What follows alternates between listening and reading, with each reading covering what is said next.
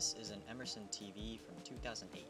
I picked this baby up from a friend of mine in the hopes that I could tear it down and learn something about the electronics running the show from inside. At the moment it's pretty gross and ugly, so I was going to clean it up, but first I wanted to see if it was working. After plugging it in and turning it on, I realized that it was actually in perfect working order, which surprised me because it had been sitting outside getting rained on for a while, according to my friend. But using the buttons on the side, I was able to switch inputs, adjust the volume, and even change some settings. Nice. After confirming that the TV was working, I started cleaning it up using some Clorox wipes, a rag, and an air blower to get rid of any leaves trapped inside the TV. I wasn't sure if you can clean an LCD screen with Clorox wipes, but I figured it would be fine. Here it is after being cleaned. I also took a look at these RCA cables on the back. I promptly took the TV to my room and started taking it apart, starting with the stand. Normally when I dismantle things, I try my best to organize all the fasteners using little baggies, but I just couldn't be bothered today.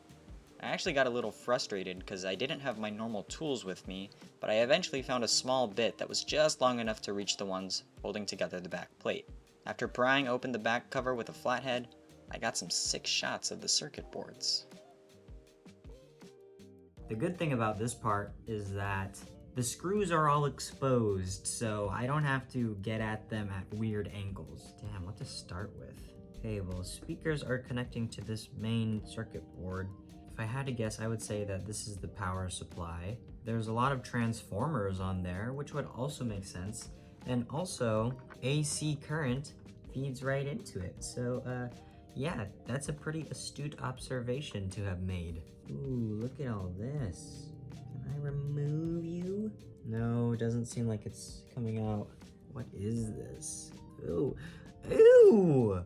Is that like thermal paste or something? No, surely not. It's white, but why is it on a nail? I want to see the actual screen. But I'd have to take all this stuff off. And I kind of don't want to ruin this TV. By touching anything at all, I'm probably going to ruin the integrity. None of these are surface mounted. Very obviously, I don't need to tell you that. I really wonder what like these RCA cables, how they work and all that. I think I can very easily take these speakers off. Wow, this thing is super magnetic. I really like that. 8 ohms. What does that mean for a speaker? I gotta get more info. At this point, I started trying to figure out what each of these components do using the internet. I essentially just took photos and then put them through Google Lens. I find that this is a really quick way to familiarize yourself with something new, but it's not complete. It can take hours, days, and even weeks to truly understand what's going on technically, and I'm not pretending that I do whatsoever. But you have to start somewhere. I think it's about time we close up shop. So I'm going to screw everything back in place, put the casing back on, and we should be good to go. Hey, it's me. So I wanted to leave a quick note here about the project as a whole.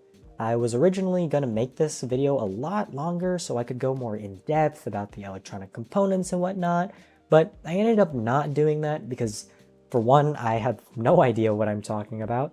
I'm seriously out of my depth here, and two, that would be really hard to compile. This is my first time making a video that's not a vlog or a skit, and plus I was using a different editing software. I'm actually using DaVinci Resolve, which is a beast of an application, but kind of hard to work with at times.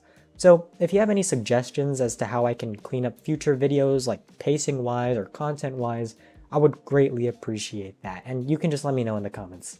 I did want to make this channel about tech specifically, but we'll see where it goes. Anyway, enjoy the rest of the time-lapse.